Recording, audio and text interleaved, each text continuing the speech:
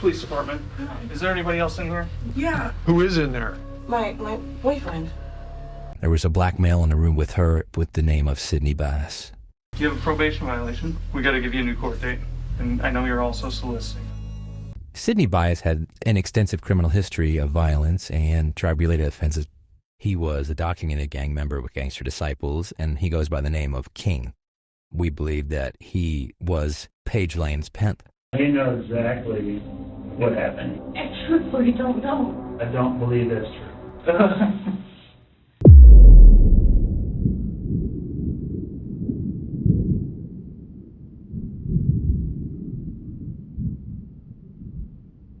In a quiet Missouri suburb, police walked into a scene that didn't make sense.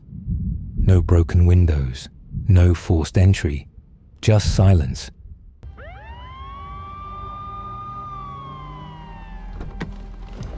We received a call from our dispatch to check on the well-being of Mr. Wilson. The front door was unlocked. Walking into the back bedroom, we located Mr. Wilson on the bed. There was a lot of dry blood coming out of his mouth, down his chest, and had pooled in his lap, and also under his head. And the unmistakable stench of death. On the bed lay Steve Wilson, a man whose life had ended in violence, surrounded by a sea of dried blood and secrets that stretched far beyond his small home. But this was no random act of brutality. It was personal, intimate, and traced back to a woman who lived in the shadows.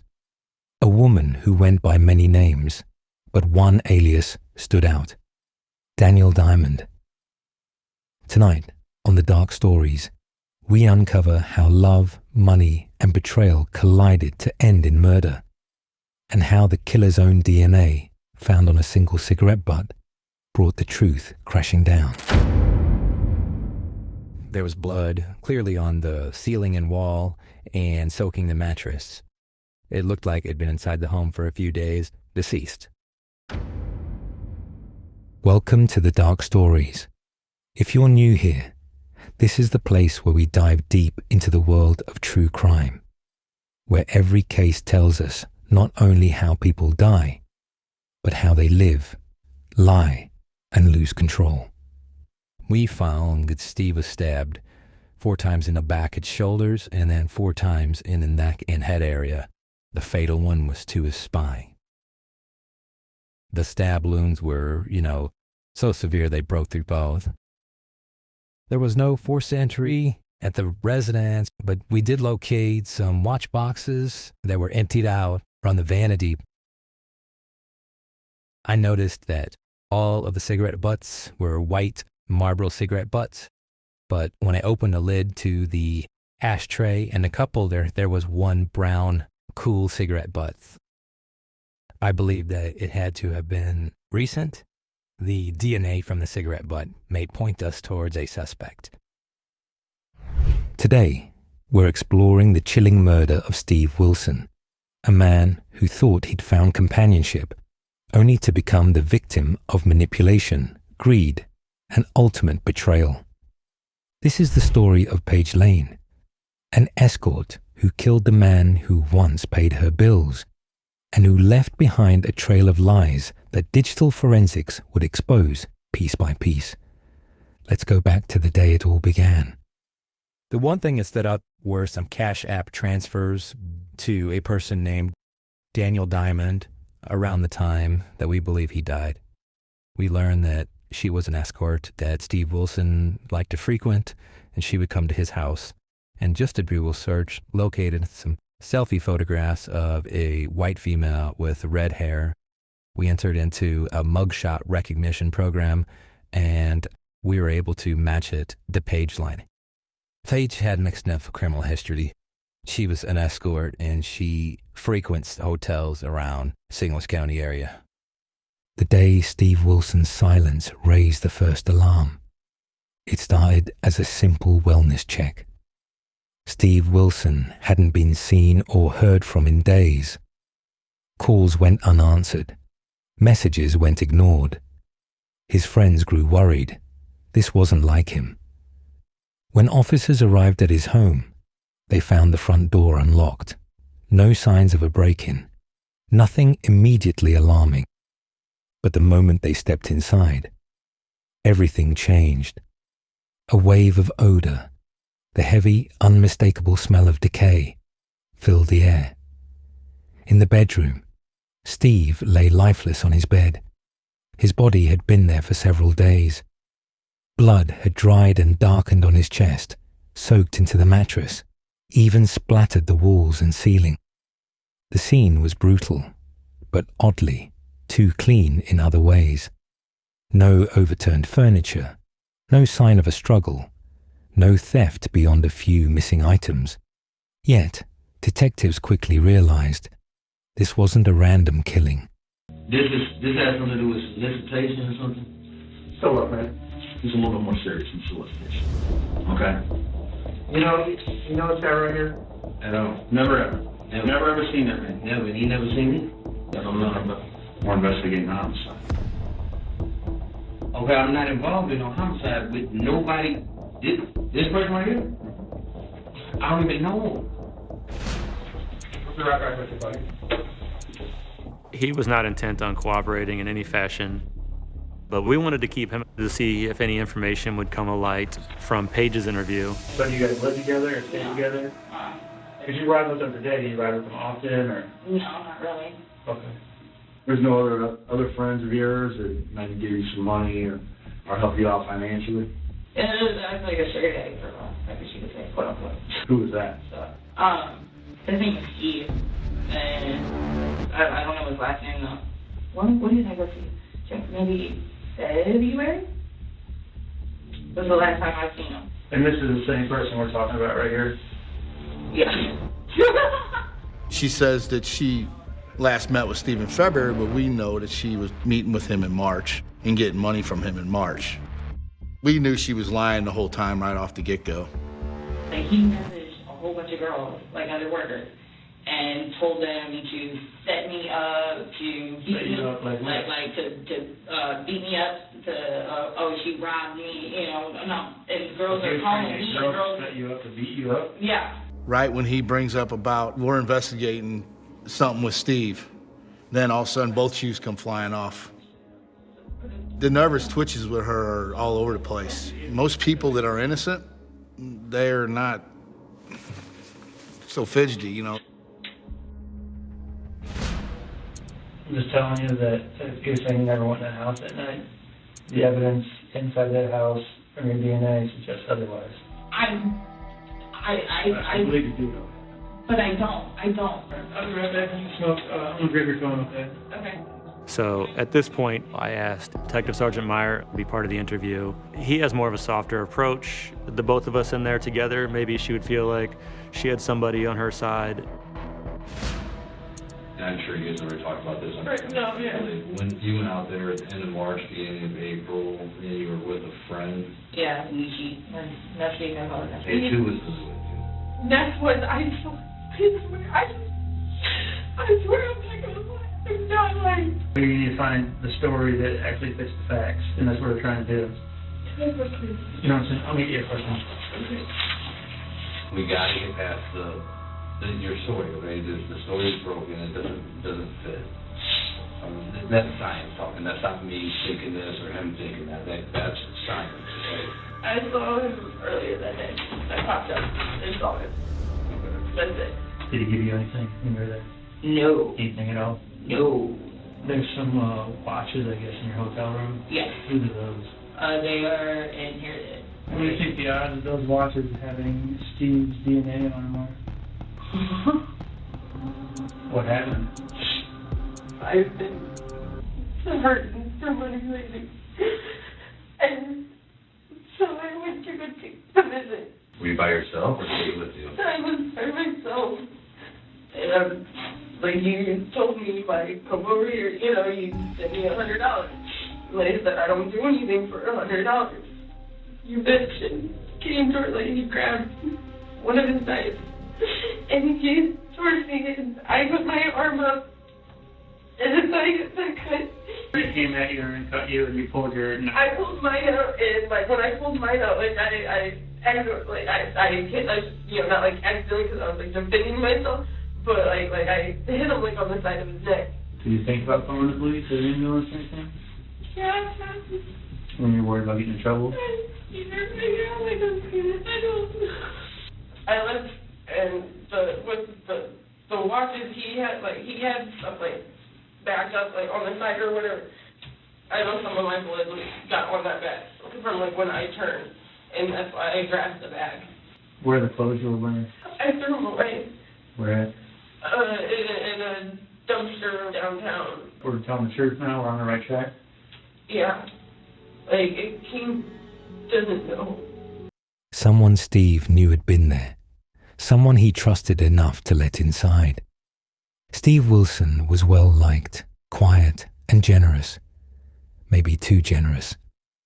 He lived alone, worked hard, and had a reputation for helping people. Sometimes strangers, often women he met online. But what his friends didn't know was that Steve had been spending large sums of money on one woman in particular, Paige Lane, an escort from the St. Louis County area. Their relationship was complicated. Steve thought it was something more than a business arrangement. He sent her money, sometimes hundreds of dollars at a time, for help with her kids, for rent, and emergencies. But Paige wasn't looking for love. She was looking for opportunity. And when Steve realized that, his anger and heartbreak would set off a deadly chain of events.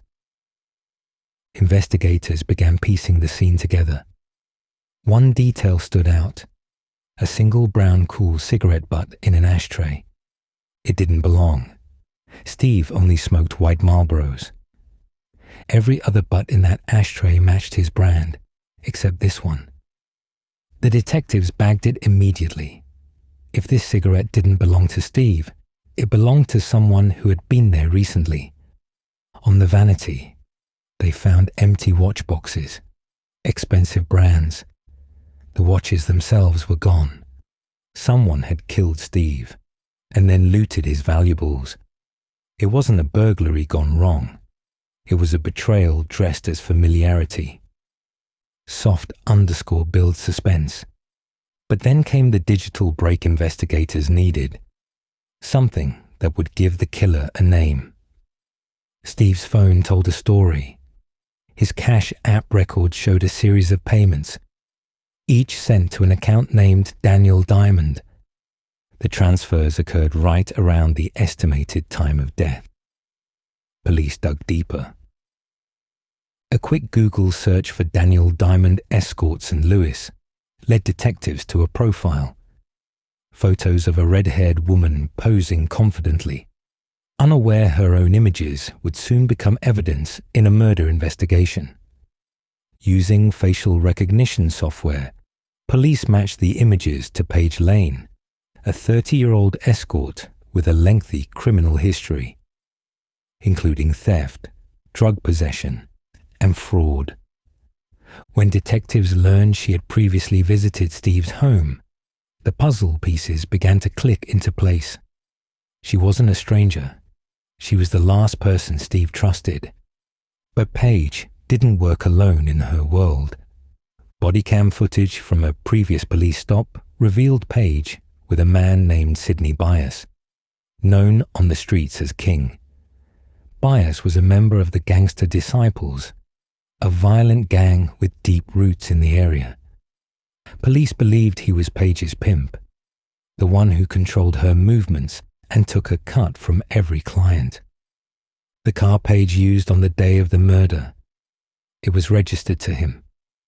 Bias quickly became a person of interest, but detectives weren't ready to point fingers just yet. They needed proof that Paige was at Steve's house the night he died. The next lead came from a nearby gas station, just a mile away from Steve's home. Surveillance footage showed a red-haired woman, unmistakably Paige, buying a pack of Kool cigarettes the same night Steve is believed to have been killed. It was the same brand as the cigarette butt found inside his home, and as if that wasn't enough, investigators found a chilling message on Paige's phone sent days earlier. "I'm going to kill him." That single sentence, paired with forensic evidence, painted a dark picture. A premeditated act disguised as self-defense. Forensics came back with the confirmation detectives needed. The DNA from the brown Kool cigarette matched Paige Lane. She was at the scene. There was no denying it. The once mysterious woman behind the alias Daniel Diamond was now at the center of a murder investigation. Police launched a full-scale operation to bring her in. They knew she wasn't alone. And they also knew that once confronted, Paige wouldn't go quietly.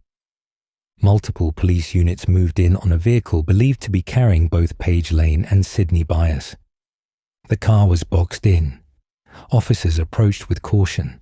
Within moments, both suspects were in custody. Sydney was calm but uncooperative. When shown a photo of Steve Wilson, he repeated, "Never seen that man. I'm not involved in no homicide with nobody." But detectives didn't believe him. Not yet. It was time to turn their attention to Paige, the woman whose lies were about to unravel in one long night inside an interrogation room. Paige sat across the table, nervous. Her hands fidgeted, shoes kicked off. When detectives mentioned the homicide investigation involving Steve, she froze. Her first claim, that she hadn't seen him since February. But investigators knew better. They had cash app payments from March. Her story was crumbling before it even began. One detective leaned forward. "Paige, your DNA was found inside his home, on a cigarette you smoked." She blinked rapidly, looked down, muttered, "I don't know." Her tone, defensive, panicked, cornered. Detectives shifted tactics. A second officer entered, calm, empathetic. He softened his voice. "Paige, the science is talking. Tell us your side before it's too late." The room grew quiet. The air changed. And slowly, she broke. Paige leaned back, exhaled, and began to talk. She claimed Steve had invited her over after sending her $100. When she arrived, she said, he became aggressive, that he came towards her with a knife and cut her arm. In what she described as self-defense, Paige said she pulled her own knife and struck him in the neck. But the autopsy revealed 8 stab wounds, 4 to the back and shoulders, and 4 to the neck and head. The fatal one pierced his spine, clean through bone. This wasn't self-defense, it was rage. Paige admitted that after the attack, she didn't call 911. Instead, she took his watches, wiped what she could, and left. She confessed to throwing away her bloody clothes downtown and leaving that cigarette butt behind. It was over. The confession, as one detective later described, was earned. With Paige Lane's confession, the case came full circle.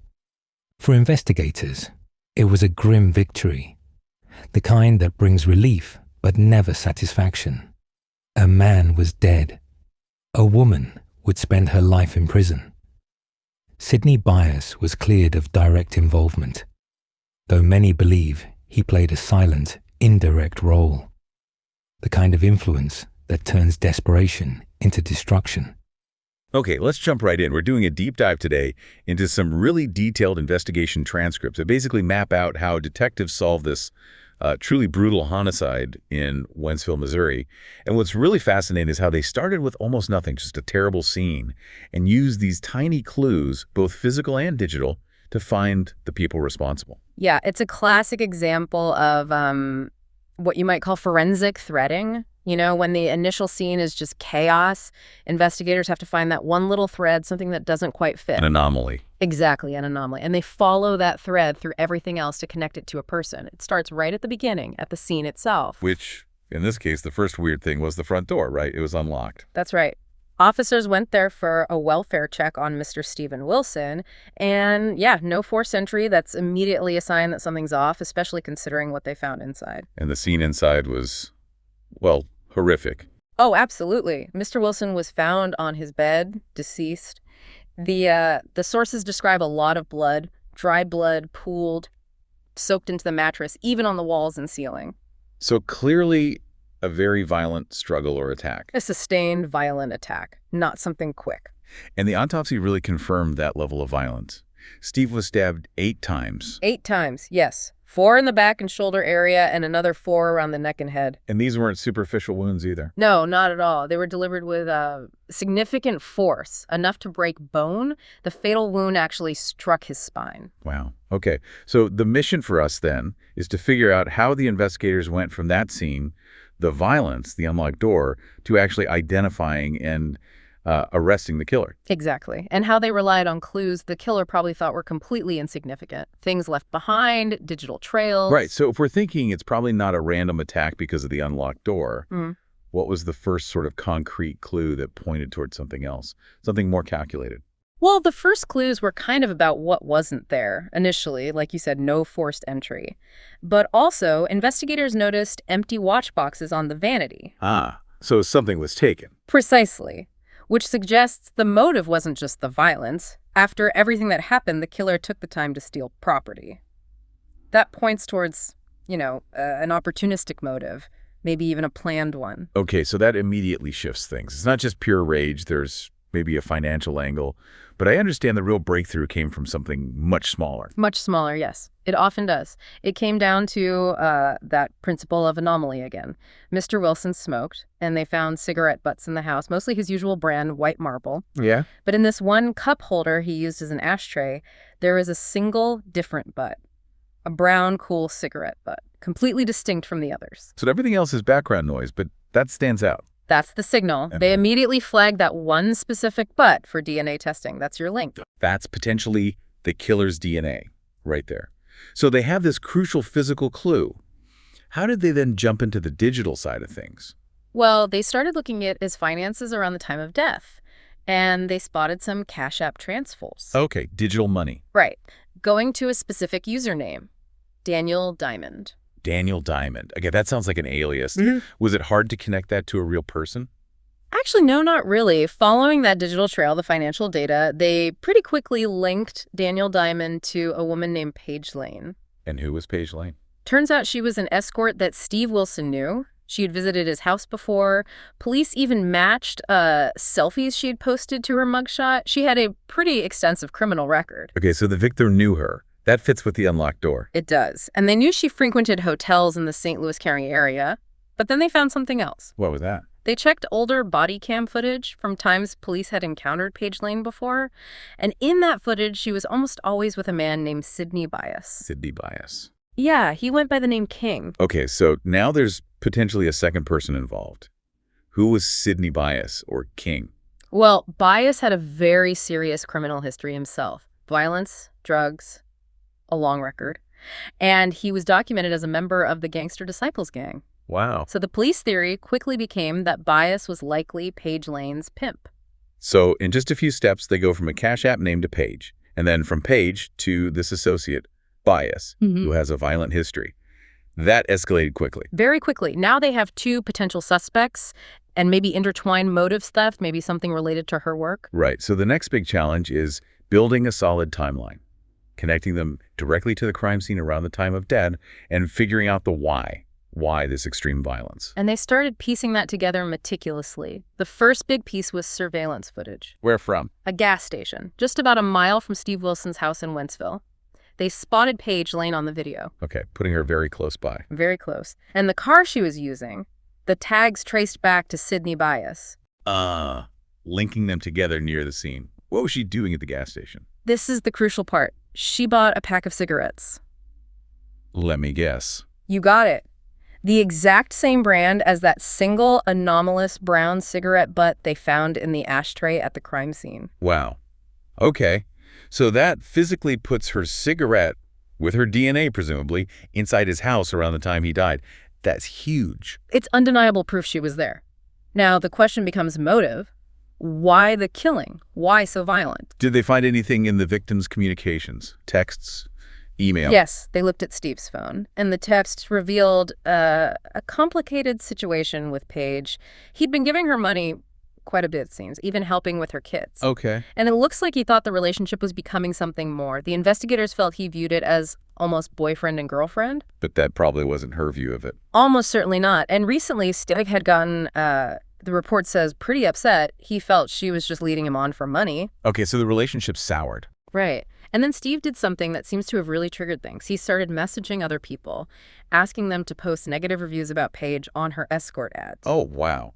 Okay, that's not just an insult. For someone in her line of work, that's hitting her livelihood directly. Exactly. That's a direct threat to her income. That could absolutely be a motive for extreme anger, even violence. It provides a powerful why. Did they find anything confirming she intended harm? They did. The final piece before they made the arrests, they recovered a text message from Paige's phone, sent to someone else, an unknown number. And what did it say? It said, "Clear as day, I'm going to kill him." Unbelievable. So they have the DNA putting her there, they have the financial link, the relationship breakdown, the direct threat to her work, and a text saying she's going to kill him. The case is essentially built before they even talk to her. So they arrest both Paige Lane and Sydney Bias. What happens in the interrogation room? Well, Sydney Bias went first. He gave them absolutely nothing. Complete stonewall. Denied ever knowing Steve Wilson, ever seeing him. Never, ever seen that man, is the quote. Total denial. Okay. And Paige, facing all this evidence. She started by lying immediately, claimed she hadn't seen Steve since February. But they knew that wasn't true. Right, they had proof she'd met him and gotten money in March, so they knew she was lying right off the bat. She also tried to spin this story about Steve messaging other workers who, set her up or beat her up, trying to paint herself as the victim, maybe setting up a self-defense claim early. But the detectives are watching her, right? How was she behaving? This is where it gets really interesting, the psychological aspect. The transcript specifically notes her body language. When they confronted her about Steve, her nervous twitches were, quote, all over the place. Okay. Feeling the pressure. Definitely. And then this really vivid detail. At one point, apparently under intense questioning, both of her shoes came flying off her feet. Wait, both shoes just flew off? That's what the report says. Just completely lost composure. That's more than just fidgeting. That's, yeah, a total breakdown. And the detectives saw that. One noted, most people that are innocent, they are not so fidgety. They recognized that moment of collapse. Oh, they used that moment. They did. They brought in another detective, Sergeant Meyer, described as having a softer approach, and they hit her with the science, the DNA match, from that brown cigarette butt found inside Steve's house. Confronting her with the irrefutable proof. Exactly. The science is talking now, and her story had to change. So what did she say then? She finally admitted she went there alone, said she was hurting for money. Then she shifted to self-defense. Ah, the fallback. Claimed Steve came at her with one of his knives. He apparently collected them, and she pulled out her own knife and hit him on the side of the neck. Hit him with 8 stab wounds, including one to the spine. That doesn't sound like a single defensive strike. No, the physical evidence completely contradicts that clean self-defense story. But she did admit taking the watches. The ones she initially said she inherited. Right. Police later found those watches in her hotel room, and she also admitted she threw away the clothes she was wearing that day in a dumpster downtown. Classic consciousness of guilt. Trying to hide evidence. Did she implicate Bias at all? No, she maintained throughout that he wasn't involved, that King doesn't know. So what was the final determination from the investigator? They concluded she acted alone. They felt the confession was, quote, earned. Basically, they built such a strong case with the physical and digital evidence beforehand that her lies just couldn't hold up under pressure. Case closed. It's incredible when you lay it all out, how they started with really 2 tiny, seemingly unrelated things, that one cigarette butt and a Cash App name. And from those 2 starting points, they built this entire chain. Identity, connection to the victim, proximity to the crime scene, motive, intent, all before she even sat down for the interview. It really shows how different types of evidence work together now. The physical clue, the cigarette, gave them the who, the biological link. But the digital stuff, the Cash App, the texts, gave them the why and the when. Yeah, if he'd only used cash, or if she smoked the same brand he did. It would have been much, much harder, maybe impossible to link it so quickly and definitively. Those specific details were everything. So, stepping back, what's the big takeaway here? This deep dive really highlights how interconnected the physical and digital worlds are in solving crimes today. Absolutely. It's less about dusting for prints sometimes and more about correlating data points, finding those connections between the real world and the digital trail we all leave. Which brings us to the final thought for you, our listener. What does it mean for all of us, living in a world where almost every transaction, every angry text, every movement can potentially be logged and traced? Does it mean that our digital footprint becomes this sort of irrefutable witness against us, leaving no room for error or even for a different story? Something to think about? How much of our lives are traceable and what that means for privacy and justice? Steve Wilson's friends finally had answers, though not peace. He'd opened his home and his heart to someone who saw him as a wallet, not a person. And in the end, that trust cost him his life. There's a haunting irony in Steve Wilson's story. He was searching for affection, for connection. In the end, it came from someone who sold the illusion of both. Paige Lane's life was a cycle of manipulation and survival, built on deception until the mask cracked completely. This case reminds us that not every killer lurks in the shadows. Sometimes they're the ones you welcome inside, believing, just for a moment, that they care.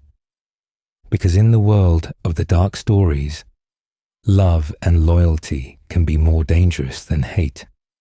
And sometimes, the smallest clue, a single cigarette, can tell the truth no one wants to hear. Thank you for watching The Dark Stories. If you found this case as chilling as we did, make sure to like, subscribe, and turn on notifications, because we're just getting started. Every week, we bring you the cases that expose the darkest sides of human nature, where every detail, every message, and every choice leads to one terrifying question. What drives someone to kill? Until next time, stay safe. And remember, the truth always leaves a trace.